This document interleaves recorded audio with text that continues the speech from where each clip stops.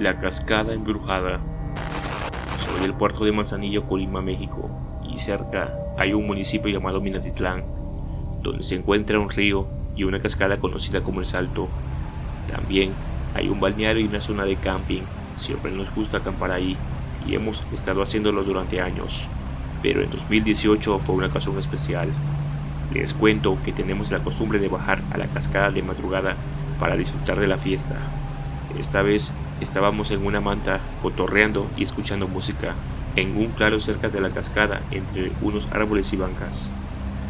Al llegar a la zona de la cascada vimos a un par de personas con equipo para sacar charales o camarones de río, los cuales nos pareció algo raro por la hora, pero como si nada nos saludaron y nosotros a ellos. Más tarde observamos a estas mismas personas corriendo a lo lejos, con movimientos erráticos de la linterna, como si algo las estuviera persiguiendo. Nos pareció extraño, pero seguimos con lo nuestro. Ya entrada la noche, comenté que había visto a alguien entre los árboles observándonos, pero que se escondió cuando lo miré. Me juzgaron por loco, pero tampoco le di mucha importancia. Al poco rato, la bocina que traíamos se descargó y 3 de nuestros amigos fueron al área de camping por una nueva. Era una subida de unos 5 minutos, pero recuerden que era de madrugada y estábamos en el monte. Cuando ellos regresaron, vimos a lo lejos cómo movían la linterna, como si intentaran señalar algo. Luego corrieron hacia nosotros, pálidos y asustados, casi llorando, porque había algo siguiéndolos. Cuando reaccionamos, esa cosa estaba detrás de todos nosotros. Solo se veía una sombra y unos ojos brillantes. No podíamos darle forma a lo que veíamos, pero algunos dijeron que era un puma, otros un gorila y algunos hasta una vaca. La verdad, todos corrimos y dejamos nuestras pertenencias sin pensarlo. Lo extraño fue, después de correr, ya no pudimos ver nada, ni siquiera con las lámparas. El ruido de bosque se detuvo por completo, ni siquiera la cascada se escuchaba. Nos empezamos a separar y la sombra nos seguía mientras subíamos hacia la zona de camping. Cuando llegamos, nos reunimos, prendimos la bocina a todo volumen, pensando que si era un animal se asustaría con el ruido, pero no se fue. Solo nos acechaba mientras subíamos al estacionamiento, donde nos metimos rápidamente en el coche. Desde allí vimos que la luna estaba roja, creando un ambiente aún más tétrico. Estábamos tan asustados que no pudimos dormir esa noche. Cualquier ruido nos alteraba, como estar en una película de terror. Esperamos hasta que salió el primer rayo del sol para regresar por nuestras cosas.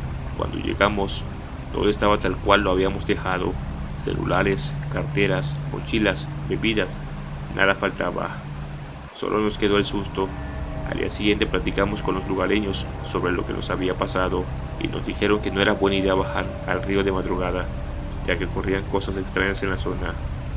Nos comentaron que uno de los veladores había quedado en shock por una aparición que según ellos había brujas y nahuales en la zona. Además, cerca de la cascada hay un letrero que menciona que esa área fue utilizada por antiguas culturas para realizar rituales. Todo eso sin contar con la cantidad de personas que han perdido la vida en el río y en la cascada.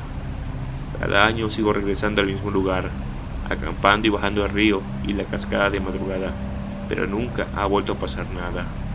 Sin embargo, la atmósfera sigue siendo misteriosa y desde esa noche se siente como si alguien te estuviera observando entre los árboles. Cuando volteas no hay nada.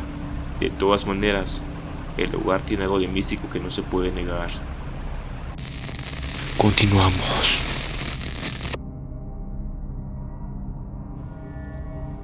La casa de los signos antiguos. El profesor Eduardo había pasado su vida estudiando lenguas muertas y símbolos olvidados. Su obsesión con lo arcano lo llevó a encontrar una ilustración extraña en los archivos de la universidad. Un dibujo a carboncillo fechado en 1893 que mostraba una casa solitaria en medio del bosque. Lo inquietante eran las inscripciones talladas en los muros, símbolos imposibles de clasificar en cualquier escritura conocida. La imagen estaba acompañada de una breve nota. No debe ser abierta, no debe ser leída, no debe ser recordada. Intrigado, Eduardo rastreó la ubicación de la casa. Según los registros, se encontraba en las afueras de un pueblo que había desaparecido hace más de un siglo. Nadie en la región parecía conocerlo y los mapas más recientes mostraban solo un bosque espeso donde antes se encontraba la comunidad. La curiosidad pudo más. Una tarde, siguiendo coordenadas antiguas, se adentró en el bosque. El aire se volvió pesado a medida que avanzaba, y los árboles parecían inclinarse hacia él, como si quisieran advertirle. Entonces la vio. La casa seguía en pie, intacta, como si tiempo no hubiera pasado en ella. No mostraba signos de deterioro, a diferencia de las construcciones abandonadas, y los símbolos estaban ahí, cubriendo cada rincón de la fachada, tallados con precisión inhumana. Cuando Eduardo los examinó de cerca, sintió un escalofrío. No eran solo inscripciones, eran algo vivo. Se grababan lentamente en la madera, expandiéndose como raíces, formando patrones imposibles. Una voz, apenas un susurro, se deslizó por su oído. «Entra». Eduardo tragó saliva. Su instinto le decía que huyera, pero su lógica lo obligó a seguir. «No puedo quedarme aquí después de lo mucho que la busqué». Empujó la puerta y cruzó el umbral. El interior estaba vacío, cubierto de polvo, con un aire pesado como si nadie hubiera respirado ahí en siglos. Pero las paredes estaban vivas. Los signos se extendían sobre ellas como grietas que crecían con cada parpadeo. Algo en el aire cambió. Un sonido cultural retumbó en la oscuridad. Eduardo giró la cabeza hacia la puerta, pero ya no estaba. Solo había más símbolos envolviendo la estancia. Comprendió entonces lo que nunca debió descubrir. La casa no fue construida, fue convocada. Un ruido detrás de él lo obligó a volverse. En la penumbra, una sombra alta y delgada emergió de la nada. No tenía rostro, solo ojos que brillaban como estrellas muertas. Los signos en las paredes comenzaron a resplandecer, pulsando al ritmo de su propio latido. Eduardo sintió un tirón en el pecho, como si algo dentro de él se rompiera. Un último pensamiento cruzó su mente antes de que la oscuridad lo reclamara. Desde el momento en que vi aquel dibujo, mi destino quedó sellado. Desde entonces, la casa sigue ahí, intacta, esperando al próximo visitante. Si alguna vez te encuentras una construcción con símbolos que no puedes entender, no intentes descifrarlos, no entres, porque si lo haces, la casa te hará parte de su historia. Continuamos. El guardián de los espejos. Lucas Ortega era un hombre obsesionado con las antigüedades. Su tienda, en una vieja casona del centro de la ciudad, estaba llena de reliquias con historias misteriosas. Disfrutaba imaginar el pasado de cada objeto que vendía, pero nunca creyó en maldiciones ni en lo sobrenatural. Hasta que adquirió aquel espejo. Lo encontró en una subasta privada. Era una pieza imponente con un marco de madera finamente tallado, con figuras que parecían rostros distorsionados, atrapados en un grito silencioso. Aunque varios compradores se mostraron interesados al principio, nadie hizo una oferta.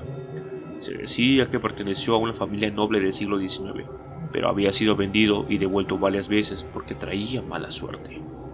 Lucas, escéptico y atraído por lo macabro, lo compró a un precio ridículamente bajo. Lo llevó a su tienda y lo colocó en la pared principal, convencido de que sería una gran atracción para sus clientes. Sin embargo, desde el primer día sintió algo muy extraño. Cada vez que pasaba frente a él, tenía la incómoda sensación de que alguien lo observaba. Al principio creyó que era su imaginación, pero pronto comenzaron a suceder cosas que no pudo explicar. Una noche, mientras organizaba unas cajas, escuchó un leve crujido, como si la madera del marco se estuviera moviendo. Se acercó y notó que su reflejo no imitaba exactamente sus movimientos. Movió la mano lentamente, y su reflejo tardó un segundo en hacer lo mismo. «Qué raro», murmuró, atribuyéndolo al cansancio. Pero la sensación no desapareció. Con el tiempo, los clientes dejaron de acercarse a la tienda. Algunos comentaban que, al mirarse en el espejo, veían sombras detrás de ellos, aunque al voltear no había nada. Otros aseguraban que su propio reflejo les sonreía, aunque ellos no hubieran movido un solo músculo. La paranoia comenzó a apoderarse de Lucas. Se despertaba en la madrugada con la sensación de que alguien lo observaba, y cada vez que encendía la luz, el espejo parecía más oscuro, como si en su interior algo se estuviera formando. Una noche, incapaz de soportarlo más, decidió investigar el origen de la pieza. Buscó entre los documentos de la subasta y encontró una referencia escalofriante. Se hablaba de un antiguo ritual en los espejos que se podía servir como portal a otros mundos. Algunos podían atrapar almas. Se mencionaba una entidad conocida como el guardián de los espejos, un ser atrapado en el reflejo, esperando el momento adecuado para intercambiar lugar con un desprevenido mortal. Lucas sintió un escalofrío recorrer su espalda. Algo en su interior le decía que no debía seguir investigando, pero era demasiado tarde. En ese momento la temperatura de la tienda descendió bruscamente. El espejo vibró y un golpe seco resonó desde su interior, como si algo estuviera tratando de salir. La vela que tenía sobre el escritorio parpadeó violentamente antes de apagarse. En la penumbra, Lucas miró fijamente su reflejo y lo vio. Detrás de su imagen, en la profundidad del cristal, una figura se delineaba. Dos ojos brillantes lo observaban desde dentro, inmóviles, pacientes. Intentó alejarse, pero sus pies no respondieron. Su reflejo seguía ahí, pero algo no estaba bien. Se movía con más fluidez, como si ya no estuviera imitando, sino actuando por cuenta propia. Y entonces ocurrió lo impensable. Su reflejo sonrió, pero Lucas no lo había hecho. El horror lo paralizó completamente. El espejo comenzó a retorcerse, como si su superficie se hubiera convertido en agua negra. Las sombras se movieron rápidamente rodeándolo. Trató de gritar, pero su voz se perdió en el vacío. Al día siguiente, la tienda de Lucas estaba vacía. Nadie lo volvió a ver. Sus clientes asumieron que se había marchado de la ciudad sin avisar, pero los pocos que entraron a la tienda encontraron el espejo aún colgado en la pared. Si uno miraba con atención, podía ver una silueta atrapada en su interior, con los ojos llenos de pánico, golpeando el cristal intentando salir. Pero lo más aterrador es que, por las noches, cuando el lugar está en silencio, se dice que el reflejo del espejo cambia. Una sombra oscura sonríe. ¿Te atreverías a mirar tu reflejo fijamente en un espejo antiguo? Nunca sabes quién podría estar observándote desde el otro lado.